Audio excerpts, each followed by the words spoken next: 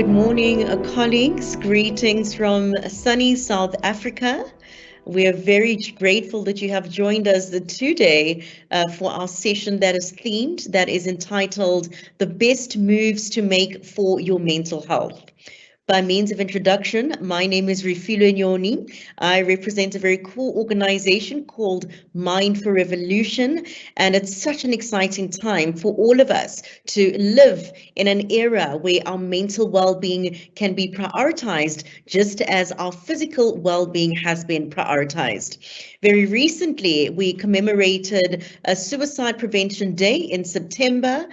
We're moving forward with the calendar. Next month, we know it as Mental Health Awareness Month. So we're really excited to start to bring the physical aspects of our mental health with us. And I am privileged to be able to introduce you to my colleague, Leon Randall, who will shortly tell you a little bit about himself. And he will be the centerpiece of the conversation today. Leon, good morning. How are you doing? Please tell our colleagues a little bit more about yourself as we move into the session. Good morning, guys. Thank you so much for having me, Rapilwe. Thank you for having me. I'm so excited to be here.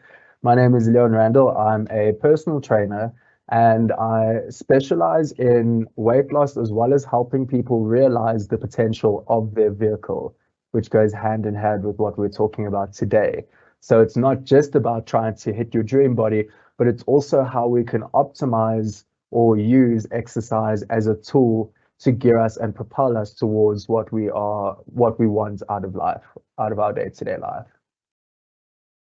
Awesome, Leon. So what is important? I mean, how do we make this connection between our physical and our mental well-being? What is an important of engaging in our physical body to help our mental resilience? And I'm officially handing over to you for you to run us to the session.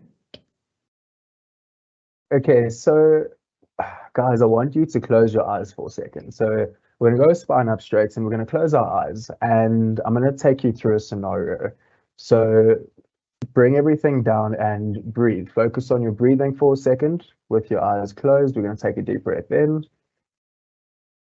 and breathe out.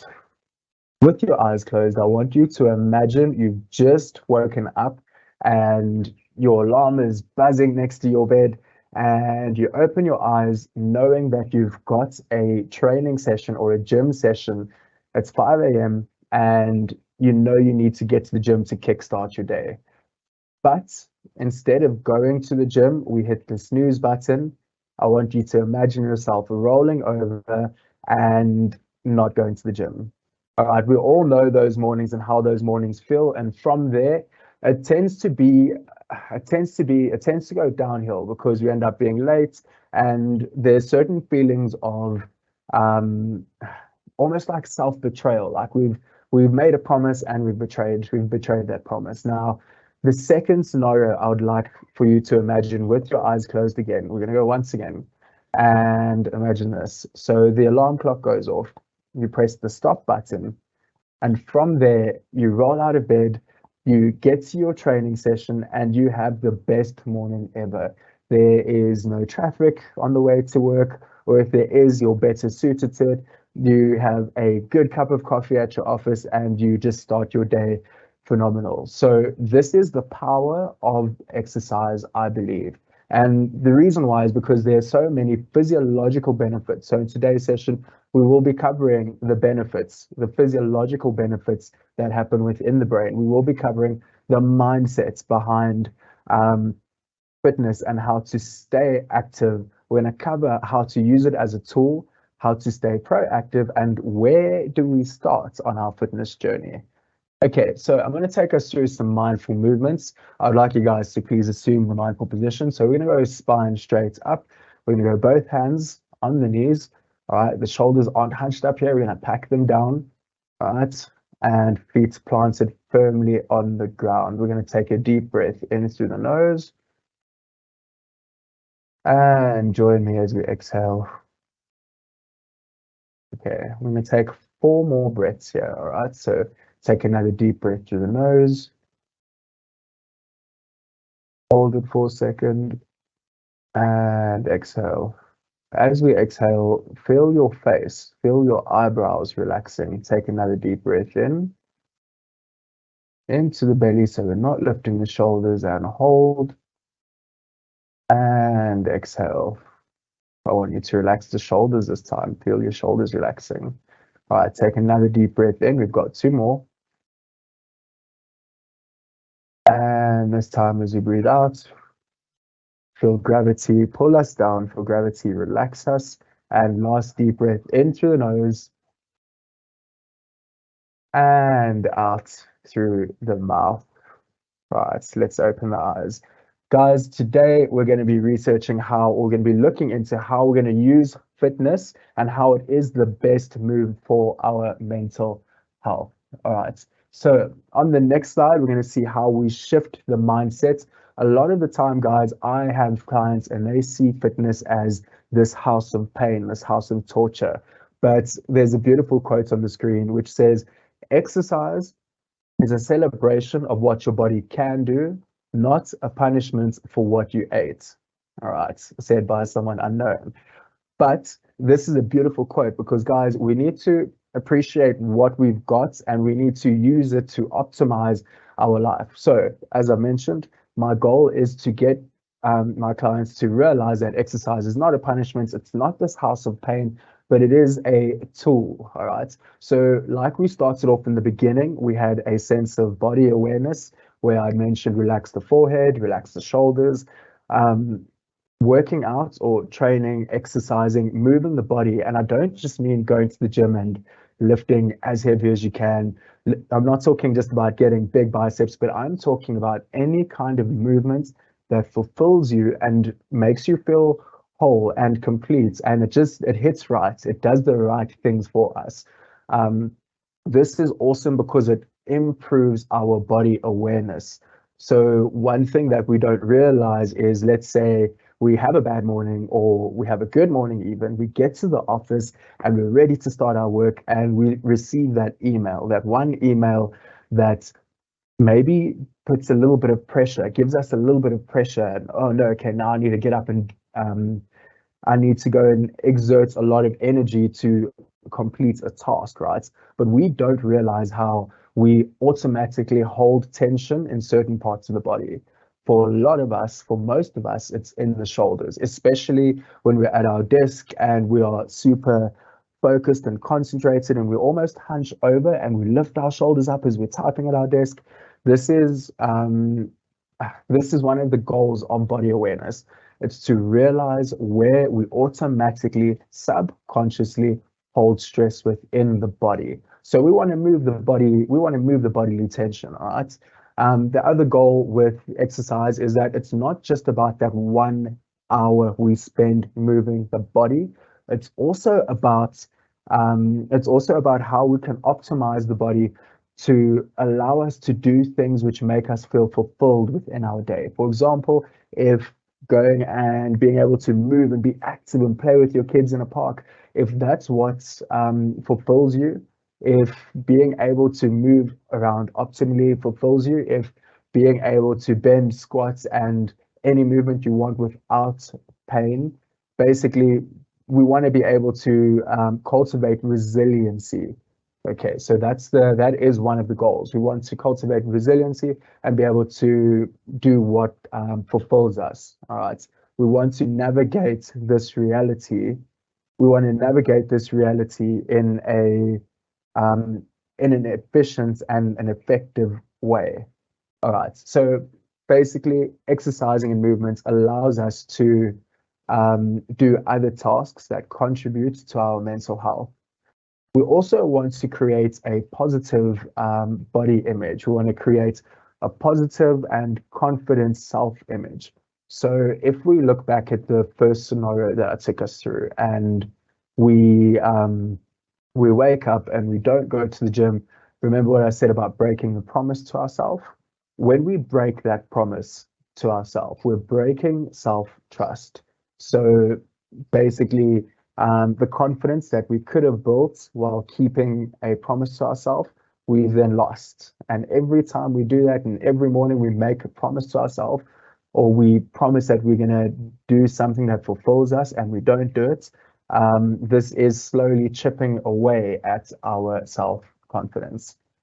Lastly, on this slide, we've got the physiological benefits of training, which we are going to touch on in the next slide. So in the next slide, we've got the move for wellness. We're looking at stress hormone regulation. So we have neurotransmitters which help us experience certain emotions and sensations.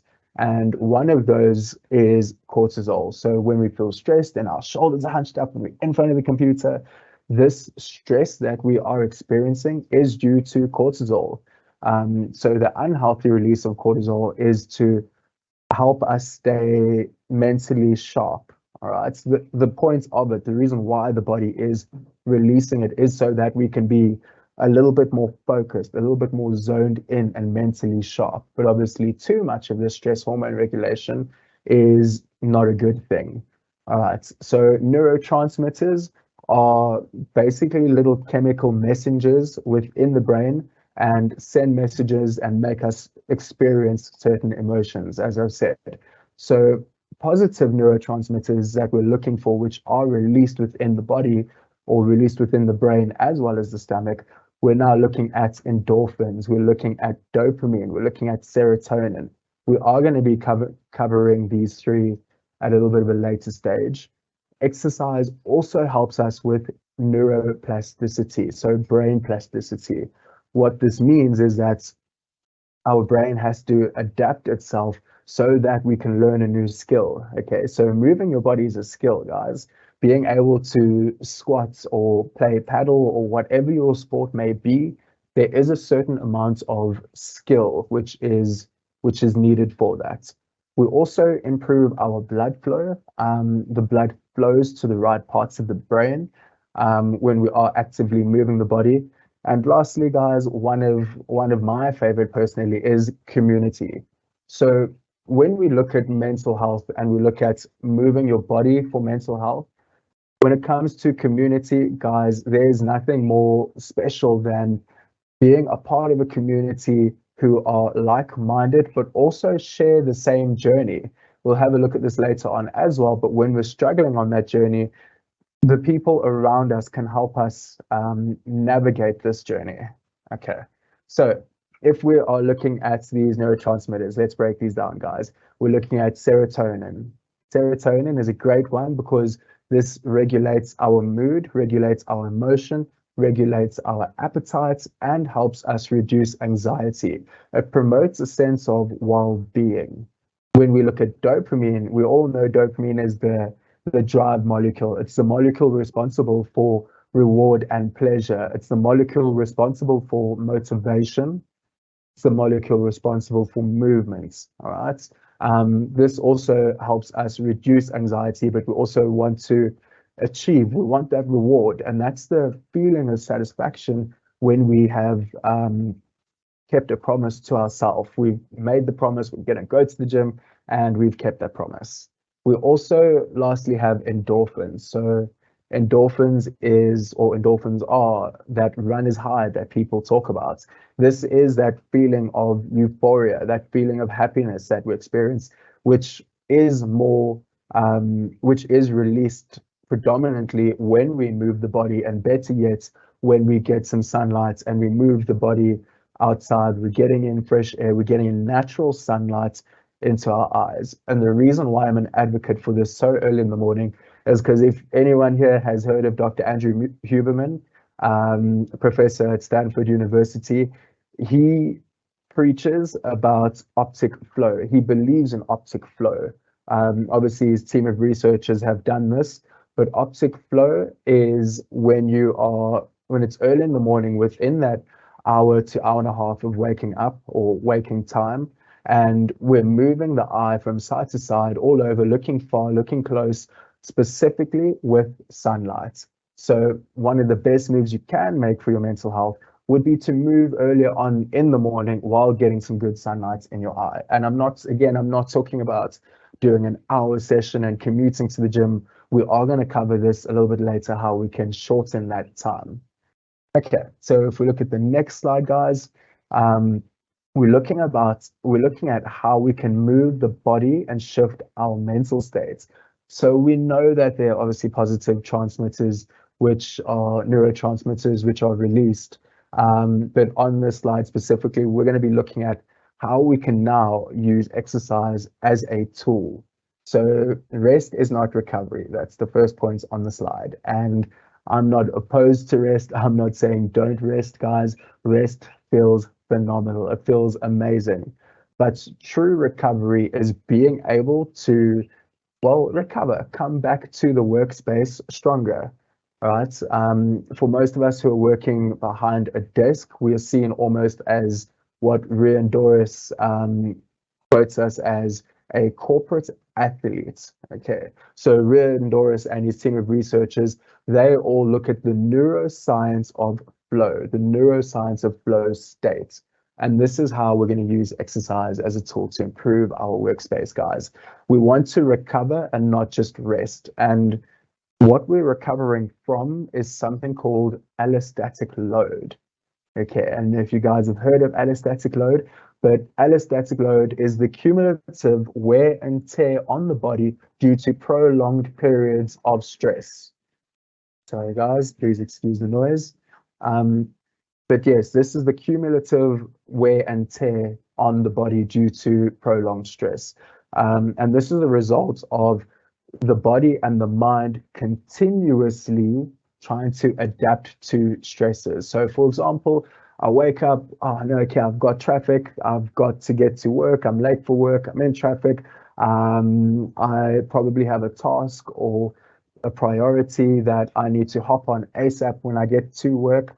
And it's just one of those days where the stress is loading, especially if you're someone who has a family or children to take care of. You know that they are your first priority. And then obviously you've got work. And this is how the cumulative wear and tear goes on. And this is what we call allostatic load. Allostatic load, the reason why we are so concerned about it is because over prolonged periods of time of not properly recovering, this can result in heart disease. It can result in diabetes as well as mental health issues, obviously a prolonged period of time. But the goal here, guys, is to kickstart your metabolism, and it's to kickstart the parasympathetic nervous system. So the parasympathetic nervous system, this is the rest and digest state of the body. Sympathetic nervous system, this is more when we're active, this is when we have to be sharp, we have to be alert, right? But the parasympathetic nervous system, as we speak about rest and digest, has different actions associated with it. So real recovery is re-energizing.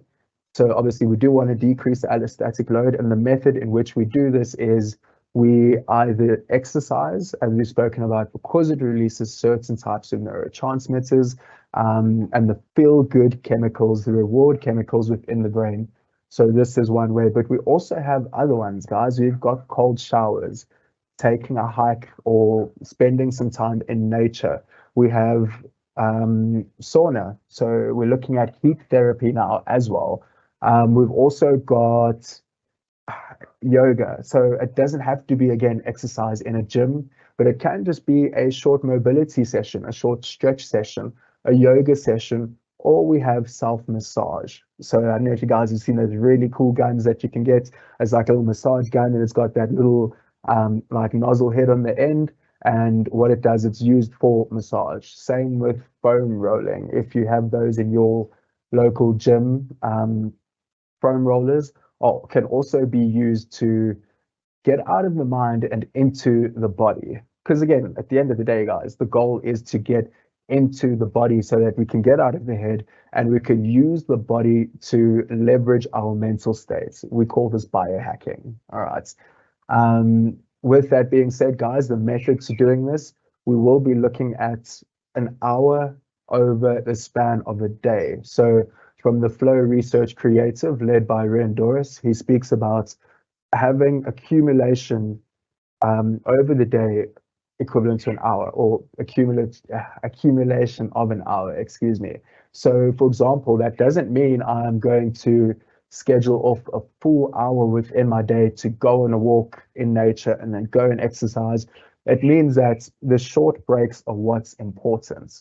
All right. If you are a highly stressed individual and you go on holiday once a year, by next year, same time, you'll still experience that heightened level of stress. Your allostatic load will be relatively high because the goal is to take those short breaks and be able to recover and come back stronger as we speak about being the corporate athletes. So you could do 15 minutes or 10 minutes of stretching in the morning. You could do a 10-minute walk in your lunchtime and maybe a half an hour gym session at the end of the day. But we want to keep this going every day. And then we want one or half a day to a full day every week, once a week. So whether that's your Sunday, whether that's your Saturday, that could be accumulation, or not accumulation, but a whole half a day. So whether you take the doggies for a walk and then go play with the kids in the park, and then you do some breath work, breathing exercises combined with some either cold or heat exposure. All right. So what's on the other side of the hill on the next slide, guys? What is the hill? What is the hill? The hill is the I need to exercise today, but I'm experiencing limbic friction. So again, I'm quoting Dr. Andrew Huberman here. Limbic friction is the friction we experience mentally when we want to pursue or take on a task. So, for example, I know I need to go to the gym today, or I know I need to eat healthy today, but all these other excuses come up, and I feel like there are other priorities. Excuses isn't the right word. Priorities is the right word here, because we want to be able to shift these priorities. But when we're experiencing limbic friction, it's almost like our brain automatically comes up with other priorities to do. And we are going to chat about this later, because um, there is a level of identity change and identity shift that has to come when trying to perform a healthy lifestyle. We don't just want to see it as a task. Like we spoke about in the previous slide, going on your walk, heat exposure, cold exposure. We don't want to see these as tasks. All right. So what's on the other side? On the other side of this, guys, is the ability to take back your personal power. So I'm going to reference our first scenario again, and that was the scenario of you wake up and you choose not to go to the gym, or you choose not to implement your morning habit or morning routine. And you know what? Actually, personally, the rest of the day feels like I have to climb the hill. The rest of the day feels like I'm at the mercy of life. And that's not what it's about, guys. You don't want to be at the mercy of life. That's well, you don't want to feel that way. That's probably one of the worst things for our mental health. And that's one of the byproducts of moving the body, other than just building your dream body. One of the byproducts of moving our body is that. Um, so we want to really make sure that we are consistent with this, because that's how we're going to see progress. So we are going to chat about it, but your identity shift, that is going to allow us to be consistent. We also want to show kindness to ourselves, guys, because there's also no point in promising we're going to go to the gym and then we don't go to the gym, and then we guilt ourselves and we go through this whole guilty. All it is, it's an extra layer of guilt. That's all we're really doing to ourselves there. So one of my favorite guys to follow, Leo Gura, he has a quote, and he's a psychologist, and his quote is, "The one who masters duality wins." So what I mean by duality is the fact that you know that you've got to stay accountable, you know that you've got to stay consistent in order to see some type of progression with your fitness goal and with your mental health. But at the same time, if you don't, it's okay. It's okay. So we need to master the accountability side, but we also need to master the kindness side. Show yourself kindness in these times. Otherwise, it does end up going into a downward spiral. So an example of this, guys, is of the accountability side, that is let's say I am working on improving my diet. I'm working on improving my healthy eating and I'm staying away from fast food and I'm doing so well at it. And example, it's a Friday afternoon and let's say a co-worker brings in pizza for lunch. Now I'm faced with the choice of am I going to eat pizza or am I going to stick to my diet? All right. And this is how we're going to look at kindness as an example. If I decide to eat the pizza my coworker has brought and I go home not feeling too great, right? It's not, I can't now blame Susan from human resources and say, oh no, it's her fault that I gave up on my diet or gave into my diet. That's not what it's about, because that obviously wouldn't be accountability. What would be accountability and kindness at the same time is, okay, cool. I understand I have not done well with my diet because I've had this lunch, but how can I improve on it for the next time? So it's about taking, and this is the mindset shift we're talking about. It's about taking those small little losses that we have and trying to turn them into a learning experience. Every loss we take, we really want to shift that into a learning experience and we want to question how we can learn. Okay, so for example, some of the questions I might ask myself with this specific scenario, what is the reason that I gave into the pizza today? The pizza. What is the reason I gave into pizza today? Is it simply because I haven't eaten this morning? Is it because I didn't sleep well? Because yes, sleep does play a role in our hunger because we look at ghrelin and leptin. So ghrelin is the hormone that is associated with feeling hungry, so hunger. And then leptin is the hormone responsible for feeling satiated, feeling full. And when we don't sleep well, when we shorten that sleep time that we have, that restful time, we tend to throw these hormones out of whack. So we then experience hunger and more of a craving for like fast food, sugary food, same as if I haven't eaten breakfast the whole morning. I would be doing myself a disservice when we get to lunchtime and expect to out willpower the temptation. So James Clear, he's the author of Atomic Habits.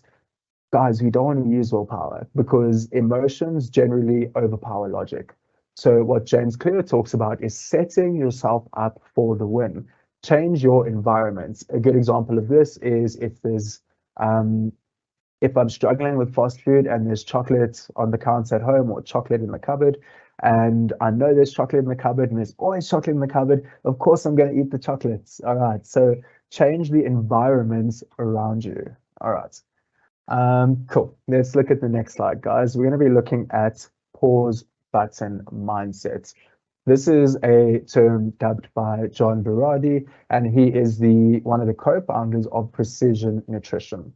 So Precision Nutrition it's a course or it's a mentorship rather about nutrition, obviously for personal trainers, as well as anyone who's really interested to learn. So everybody alike really. But what pause button mindset is, it's the idea that I'm going to start when I'm at 100%. So for example, on the left of the slide, we can see excuses or just general things we tell ourselves. And on the right side, we have the solution. So on the left side, if we look at I don't have the time, I don't feel motivated, I have a busy lifestyle, and I'm going to add in one more, it's finances. I just don't have the finances right now. When we tell ourselves these things, these are common phrases we say to ourselves during the pause button mindset time.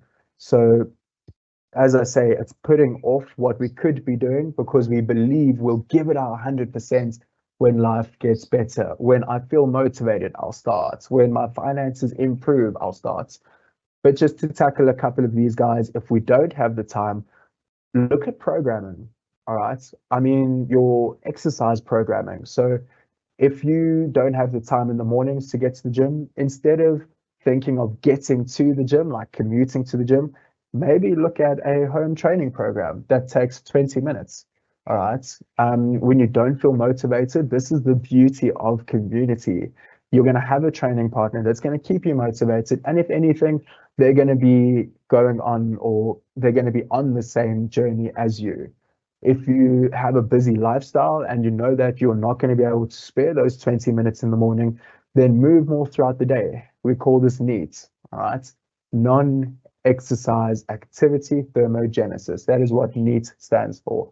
It's an acronym for non-exercise activity thermogenesis. So as this explains, it's not me doing exercise for 20 minutes or an hour session. All this simply is me moving more throughout the day. So I love to tell my clients, set more challenges. An example of a challenge would be I'm going to do 10 squats every time I go to the toilet. I'm going to park further away from the mall. I'm going to park further away from the gym, even anywhere that you are, really, your office block. It also comes down to your steps throughout the day. So we should be doing 10,000 steps a day, but it's not always easy to get there. Let's be honest. We're not just going to do 10,000 steps today, but scale it. So in week one, let's say in week one of the month of October, we do 6 to 8,000 steps, and this can be tracked on your phone, this can be tracked on your watch, your Fitbits. And then in week number two, we're going to look at going from 8,000 to about 10,000. And then week three, we're going to obviously look at increasing that if the goal is weight loss.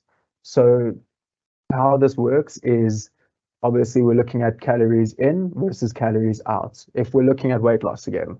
So this is how we counteract that I have a busy lifestyle. Again, guys, even a 10-minute walk during your lunchtime, this will not only improve your step counts, but again, we're looking at how it's going to affect my mind.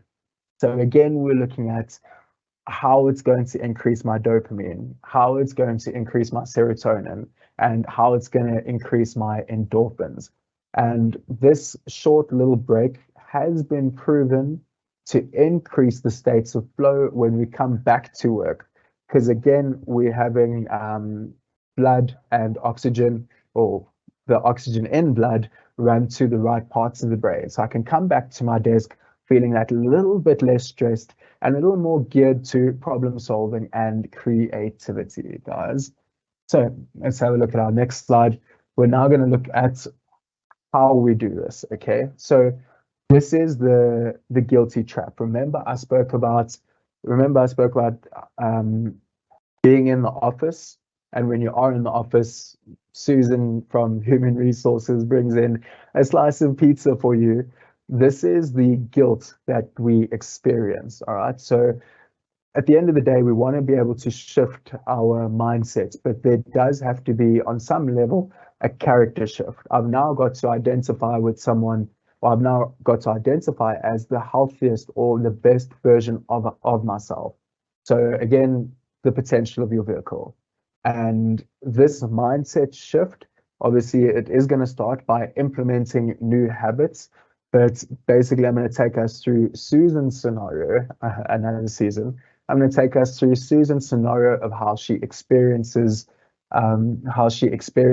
guilt as she has just started training. She's just started on her fitness journey. So let's get into the scenario. Susan has just started training, just started looking after her health, and she's just started moving the body. She's 2 weeks in, let's call it 2 weeks in, and she's feeling fit, she's feeling healthy, her diet's under control, her exercise is under control. However, Susan goes out to a restaurant with her friend on Friday night, and she's now faced with this exquisite menu. She's been doing so well for 2 weeks, but she's faced with this exquisite menu, and chances are she's going to want to enjoy herself a little bit, because at the end of the day, guys, we're still humans, right? This is that fine balance. The one who masters duality wins. At the end of the day, if you're not someone who is naturally inclined to feeling happy on the extreme side of the spectrum, for example, someone who's never drawn to, or who's always drawn to eating a certain type of healthy food, who's always prone to or encouraged for a healthier lifestyle. If you're not someone who's happy with that, guys, and you need to find that balance, that duality, that middle point, guys, we do have to allow ourselves, treat ourselves. But let's break this down. So Susan has now got this identity that she is fit and that she's healthy, that she's been building for the past 2 weeks. So she looks at the menu and she spots Let's call it a dessert. Susan spots a dessert and she thinks it's exquisite, it's phenomenal. And she entertains the idea of having this. But by having this, she's now breaking the identity of being fit and being healthy. So, what's happening here? She's experiencing a threat to her self identity. She's experiencing something that could potentially crush her self esteem because she's made the promise. She's now staying accountable to herself as well as the external accountability of I've told people, I've told my family that I'm now going to be fit and healthy. So the next experience that you could find is that there's a lot of self justification. There's a lot of I've been doing so well and I deserve to treat myself. This one little um, indulgent treat won't hurt. And it's when we find ourselves telling ourselves, I deserve to treat myself once in a while. These are the type of justifications we experience. And all this is it's trying to protect the identity or the mindset that we've been, or that Susan, should I say, has been harnessing over the past 2 weeks. So after that, Susan experiences emotional discomfort and emotional discomfort in the thought of breaking her diet. So feeling unhealthy or sorry, feeling anxious and feeling guilty at the thoughts of potentially being unhealthy. So now she's in this wrestle, she's in this battle, which we sometimes find ourselves in. And what happens after that, Susan does cave because, again, the emotion sometimes can over or does overpower logic if it's strong enough. So Susan goes through with it. She breaks her diet. She ends up eating that indulgent dessert, and then she further self-justifies by saying, "You know what? I've had a good meal, and tomorrow I am going to work it off. Tomorrow I'm going to go for a run, and I'm going to work super, super hard." And this is the problem. This, guys, is what we call an ego backlash. The ego is simply the identity that we experience or the self identity we created. And the backlash of it is I've been working so hard for so long and I'm now experiencing a temptation. So Susan breaks this, and what happens, guys? Once we've broken it, once we've overstepped the boundary, it's so easy to re-overstep the boundary, to keep stepping over that boundary. So let's say that was a Friday night that Susan had this experience at the restaurants, and then Saturday night, Susan decides, okay, it's pizza with the family. And I broke it yesterday and I worked it off this morning. I can break it again today. I'm sure I can work it off tomorrow. And then Sunday comes and she's got another family lunch and she breaks it again and keeps breaking it. And basically, the ego backlash is just this spiral. All right. So, how do we tackle the spiral? This is the biggest thing. We all know what we do, but how do we tackle it? So, the important thing, guys, is that we keep at least try and keep up with some of the habits. So in Susan's scenario, she's been eating and she's been training, right? Those are the two things she's been doing really, really well. So even though she is in an ego backlash and she's experiencing this downward spiral where she keeps stepping over the boundary, we want her to keep up with at least some of the habits. So at least if she's at least keeping up with exercising, she's broken the eating, but she keeps exercising and she keeps training. It at least helps with the negative emotions that are associated with the ego backlash. And one of those is I thought I was further along. That's something we tell ourselves within the ego backlash. I thought I was further along. I keep breaking it and I'm finding myself in a downward spiral, but I thought I was better. This is one of those things we consistently tell ourselves. But if she can at least keep up with some of the positive habits, at least at least it doesn't feel like she's wasted her time. She went for a sprint and then she wasted her time. So, guys, this is what I'm talking about in terms of being being kind to yourself, showing kindness to yourself. If you had a friend who was training for 2 weeks and they were doing very, very well with their habits, and this friend failed, you wouldn't tell this friend off and make them feel even further guilty, would you? You wouldn't make them feel experience further guilt. you would try and lift them up, right? And this again is how we can leverage exercise as a tool, as a mindfulness tool to cultivate self-kindness. Okay, guys, let's take a look at our next slide.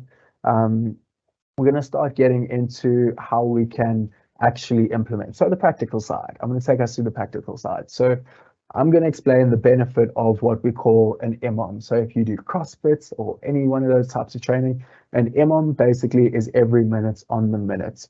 So the reason we want to do an MOM is because it's going to help us beat limbic friction. So MOMs are relatively short, right? They can be short. You can scale it to your fitness level, but I mean, you can do an MOM in 10 minutes, warm up included, as well as all the benefits, all the physiological and psychological benefits of it. Especially if you find that you're someone who doesn't have time and you believe that you'll only start training when time is more available to you. This is what I would recommend. This is what I also recommend to some of my clients on their off days. So the MOM is time effective, helps us beat limbic friction, so barriers to entry, right? The time aspect, but also helps us pump blood and oxygen to the right parts of the brain so that we're able to tackle our day feeling proactive, not at the mercy of life. So how we would structure this, guys, we would start off with what we call CARS. So CARS is controlled articular rotations. And the benefits of this is that we're stimulating the synovial fluid within the joint. So if we look at like a shoulder joint, for example, we're looking at slow and controlled movements whereby we are controlling our range of motion. Okay. The benefits of this, obviously, we spoke about the physiological benefits, and that is the endorphin release and stimulation of serotonin as well as dopamine. So, guys, let's get into this. On our next slide, we're going to have a look at the seasons and why an MOM is important. Because, again, guys, we go through the seasons. We go through the seasons of busyness. So, if we have a look at the corporate athletes, they go through, for example, a pre-season. We can look at that more like January. Whereas the off season would be more December time because that's your holiday time. And then your end season is obviously there on, and then your post season would be the end of that, right before we go on holiday. And exactly the same as we experience yearly or annual seasons, we also experience daily seasons, guys. So, for example, within a day, again, this is Andrew Huberman's work, but he has expressed the importance of optic flow, getting good natural sunlight in your eye early. But why though? Because it releases a healthy level of cortisol. So ideally, we want our cortisol to be the healthy level, obviously, at its highest earlier on in the morning or earlier on in the day. Because as we go throughout the day, obviously, we've experienced that drop, we experience that tired feeling closer to bedtime. So physiologically, your body is going through the seasons. You experience cortisol at the beginning of the day, which is why I advise exercising so early, because you're more geared to pursuing the harder task earlier on in the day. Whereas when we get to the evening, we look at more of a serotonin release. And this serotonin release is to help prep us for bedtime. So that's what's going to bring us down and calm us down, obviously, for then the onset of melatonin, which is a neurotransmitter for sleep. And yeah, that's how we bring our day down. So obeying the seasons, I definitely recommend having cars as your workouts. And again, this is what we're going to do. We're going to go through controlled articular rotations. This is our warm up, and this, guys, can be short. It can be like 2 minutes. It can be a simple 2 minutes, yeah. And then we've got the core, we've got a push movement and a lower body movement. But I'm going to take us through some practical cars, and we'll see on the next slide. But basically, as I say, it can be short, it can be 2 minutes, but we've got the neck, we've got the shoulders, we've got the arms, we've got the hips, and we've got the ankles. These are the main joints we want to warm up. So, guys, I want you to plant your feet firmly on the ground. I'd love for you to join me here. You're going to straighten your back up, straighten your spine, And exactly as the slide does, you're going to rotate the head. For now, we're just going to go from chin to shoulder, down to chin to shoulder. So that's going to be number one. Then we're going to move on to some shoulder rotations. If you haven't got space next to you, instead of arms open and wide, you can always hold, keep your arms close, almost holding under the arms, and then work the rotation. And what an arm rotation would be, so this is obviously shoulders, and an arm rotation would then work your elbows. So we're working, trying to keep the arm still, just working the elbow joints. Okay, so I'm going to take us through this, guys. Let's go for it. So spine is up straight, feet firmly planted. I'm looking forward, and we're going to work some breathing into this, right? So follow me here. Drop the chin down to the chest. Take a deep breath in as you look up to the left shoulder, and exhale as we go to the right shoulder. We're going to go for 4 more here, and I want us to pick up the speed just a little bit. So inhale to the left, exhale to the right. Inhale through the nose, exhale, going to the right. Okay, 2 more, let's get it. Inhale, exhale, inhale. Okay, let's go for this last one. Exhale. All right, perfect. Let's go for the shoulders. So I'm going to show us this one. All right, so breathe in as we come around and up, and exhale as we go down. Let's go for it. We've got 4 here. I'd love for you to join me. 1. Breathe in. Breathe out. 2. You hear me clicking. Breathe in. Breathe out. Let's go 2 more. Breathe in. Breathe out. And breathe in. And breathe out. All right, let's go for the elbows, for the arms. So instead, guys, instead of working your rotations at the elbows, I'm going to take us through something different. This is just so that you can have something to take with you. All right, so what you're going to do, if my hands are flat, all right, I'm going to be turning my pinky almost out to the side. So I don't know if you'll be able to see, but my elbow is attached to my body, and I'm lifting my arms up as I'm turning my hands to the outside, and then I'm turning my pinky inside. So I'm rotating my arm inside, well, trying to rotate my arm inside on the way down, right? So get some space. Let's go. We're going to go up, rotate the pinky out, and then turn the hand, palm down, and then rotate it down. All right. Turn, rotate, go up. There we go. Turn, rotate, and down. Okay, we're going to go for 2 more. Turn, rotate, and up. And then turn, rotate, and down. Cool.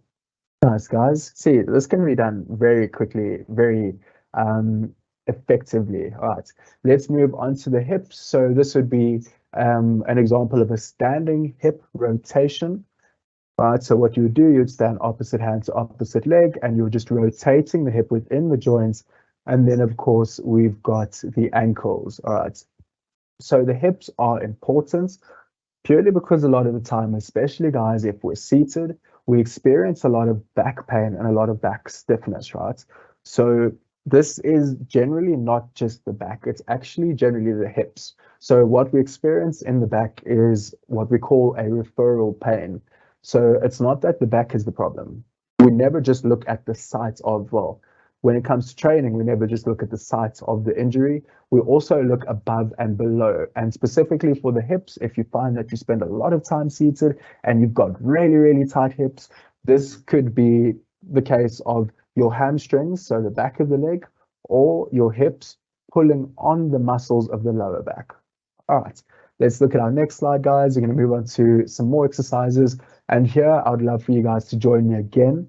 If you need to, you're going to pull your seat out a little bit more. I'm going to. All right. And then for the next slide, we're going to start with your core exercises. So I love to start my sessions off with core because it activates the muscles that are going to be used in the workout. So on the slide, you'll see we've got just a regular plank, a regular bear crawl, and we've got a bear core hold with shoulder tap. So these are all exercises that help us engage our core, right?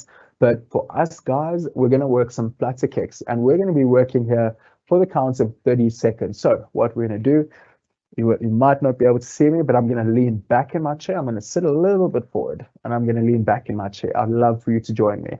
And my feet are straight, not touching the ground. And all I'm going to do is move my feet up and down in this motion, all right? But I'm all the way at the end of my seats. Guys, let's do this. We've got 30 seconds here. I've got us for time. If you're ready, let's work it. 3, 2, 1, time is on. So I'm leaning back, I'm extending, and my legs are moving up and down. Okay, I want you guys to work it with me. I want you guys to work it with me.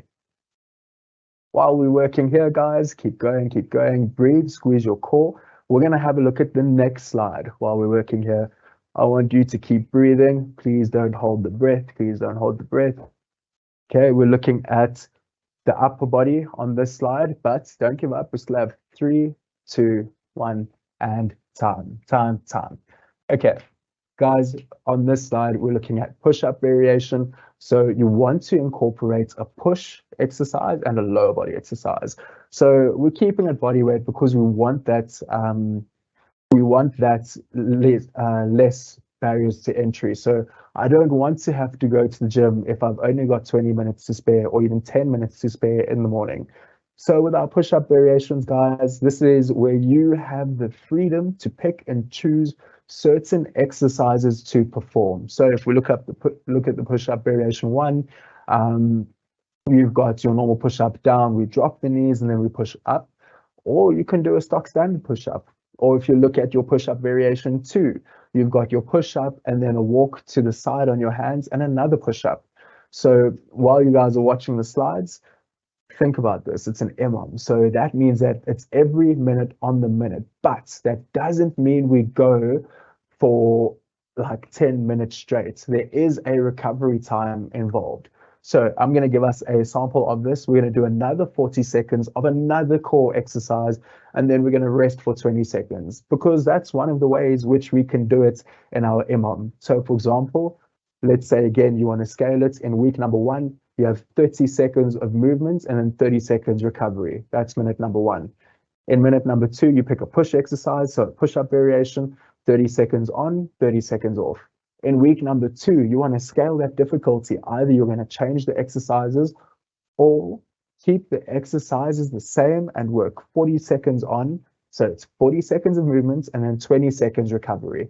So this is why the EMOM, I think, is beautiful because you can change, you can pick and choose and change your exercises, but you can also adjust your work and recovery time so that you're still getting the benefits of moving the body, pumping blood to the brain, and increasing your creativity, making you more aware in the day, your problem solving, all the good, healthy benefits, guys. So let's go. I'm going to give us another 2 exercises. So we're going to go back. We're going to lean back in the seat. All you're going to do is leaning back. Now, please note, my other foot is not touching the ground, but what I'm doing is I'm lifting my knee to my chest and then I'm extending. So while I'm seated, I'm lifting my knee to my chest, I'm extending the foot, and then I'm reversing to the other side and then extending my foot. All right, so we're going to work here. We're going to work here for 40 seconds, alternating, right? Feet off the ground, crunching the core in.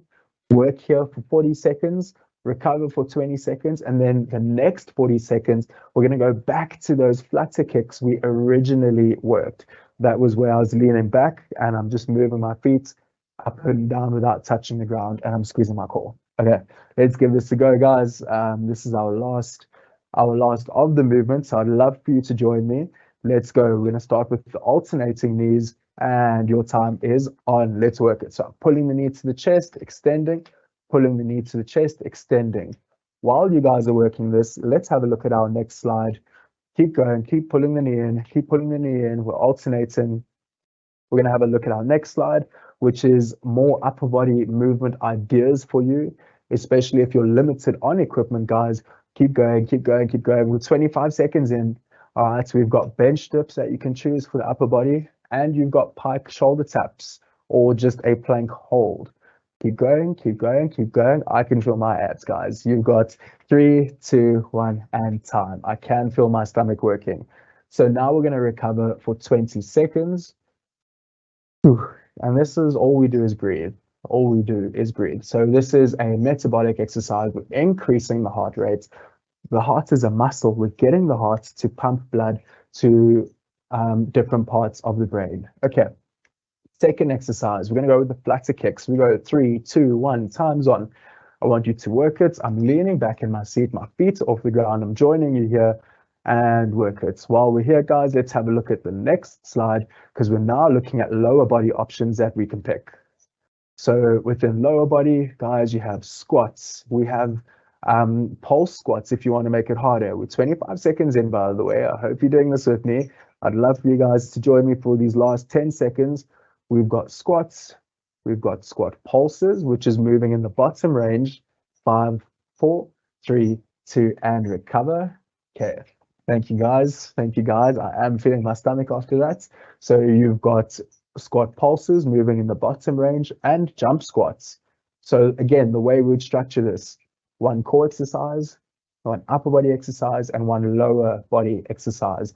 And you can repeat that for as many rounds as you want to, as many rounds as time allows for you to do. On the next slide, guys, we're going to be looking at a couple of more options. So we've got our lunge variation 1, lunge variation 2. This is all where your fitness level allows you to go. So for example, in variation 1, we're looking at a basic or an easier, we call it a regressed version of a lunge. And in variation number 2, we're looking at more of a progression.